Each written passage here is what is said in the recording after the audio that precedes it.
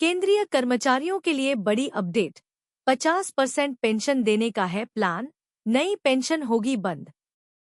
नरेंद्र मोदी सरकार के नए कार्यकाल में केंद्रीय कर्मचारियों को एक बड़ा तोहफा मिल सकता है। सरकार राष्ट्रीय पेंशन प्रणाली (एनपीएस) के तहत केंद्र सरकार नरेंद्र मोदी सरकार के नए कार्यकाल में केंद्रीय कर्मचारियों को एक बड़ा तोहफा मिल सकता है। सरकार राष्ट्रीय पेंशन प्रणाली (एनपीएस) के तहत केंद्र सरकार के कर्मचारियों के पेंशन लाभ में बड़ी वृद्धि करने की योजना बना रही है। इस नई योजना के तहत कर्मचारियों को उनकी अंतिम बेसिक सैलरी का 50% मासिक पेंशन के रूप में मिलने की गारंटी दी जाएगी। पैनल का गठन किया था 2023 में। मोदी सरकार के दूसरे कार्यकाल के दौरान मार्च 2023 में वित्त सचिव टीवी सोमनाथन की अध्यक्षता में एक पैनल का गठन किया गया था। इस पैनल का उद्देश्य बिना पुरानी पेंशन प्रणाली (ओपीएस) पर लौटे सरकारी कर्मचारियों के लिए एनपीएस के तहत पेंशन लाभ बढ़ाने के तरीकों को सुझाना था।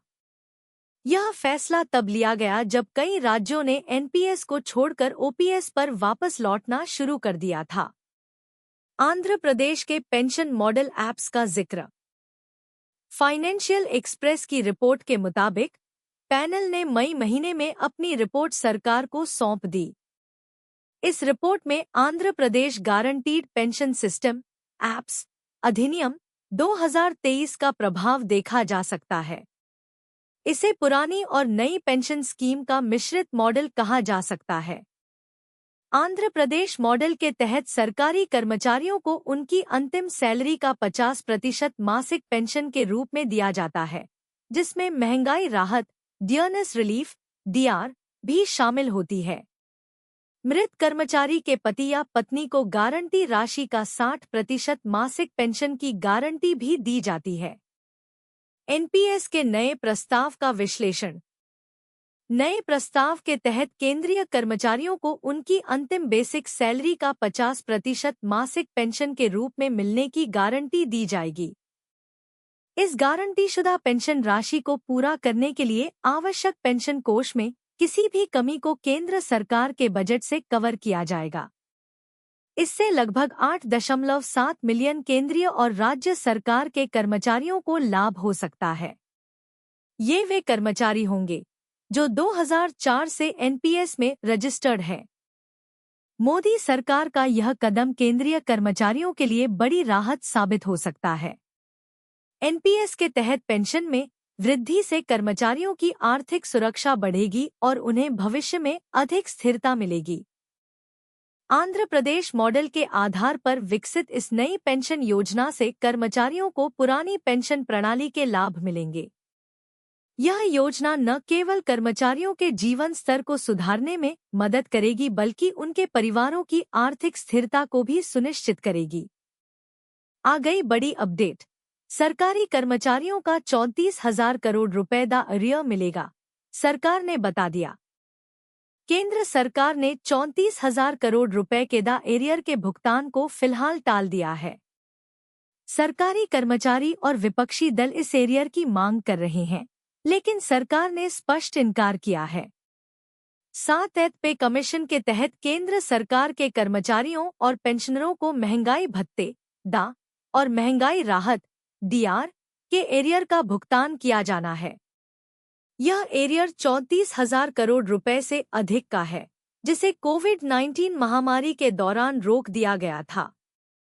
अब सरकारी कर्मचारी और पेंशनर लगातार इस 18 महीने के एरियर की मांग कर रहे हैं और इसे लेकर संसद में भी सवाल उठाए गए हैं।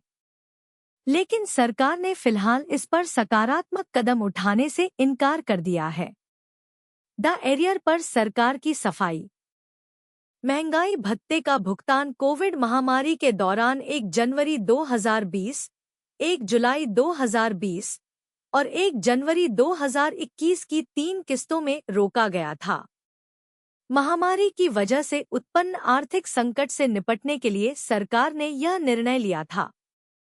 इस रोक से सरकार ने कुल 34,402.32 करोड़ रुपए बचाए थे। अब जब देश की आर्थिक स्थिति में सुधार हो रहा है, कर्मचारी संगठन और विपक्षी दल लगातार इस एरियर की मांग कर रहे हैं। वित्त राज्य मंत्री पंकज चौधरी का बयान। वित्त राज्य मंत्री पंकज चौधरी ने संसद में इस मुद्दे पर सरकार का रुख स्पष्ट किया।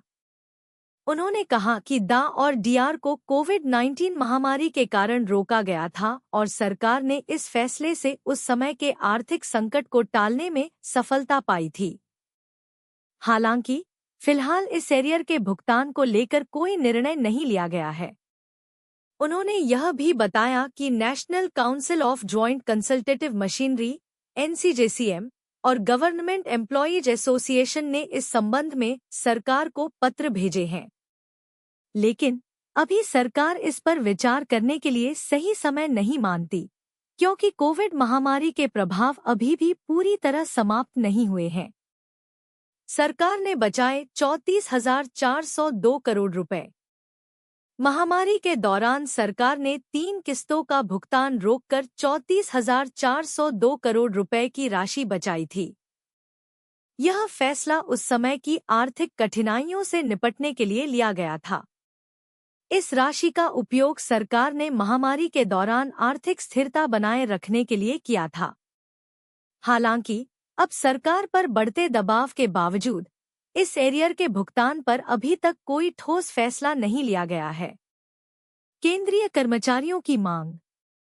केंद्रीय कर्मचारियों की नेशनल काउंसिल और अन्य संगठनों ने 18 महीने के एरियर की मांग को प्रमुखता से उठाया है।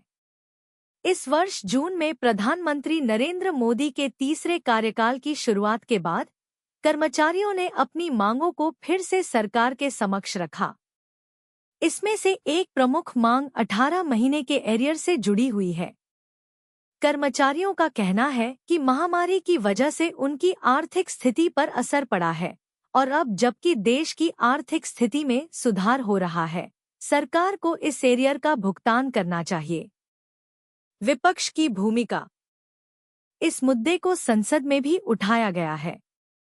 समाजवादी पार्टी के सांसद अखिलेश यादव ने भी केंद्र सरकार की निंदा करते हुए मांग की कि कर्मचारियों को उनका हक मिलना चाहिए। उन्होंने सरकार से सवाल किया कि जब देश की अर्थव्यवस्था तेजी से आगे बढ़ रही है, तो कर्मचारियों और पेंशनरों के एरियर का भुगतान क्यों नहीं किया जा रहा है। सरकारी कर्मचारियों और पेंशनरों को 34,000 करोड़ रुपए से अधिक का डीए एरियर मिलना अभी अनिश्चित है। सरकार ने फिलहाल इसे देने से इनकार कर दिया है, लेकिन कर्मचारियों और विपक्ष के बढ़ते दबाव के बीच यह देखना होगा कि भविष्य में सरकार इस पर क्या कदम उठाती है। कर्मचारियों की मांगें जारी हैं और सरकार को जल्द ही इस मुद्दे का समाधान खोजना होगा।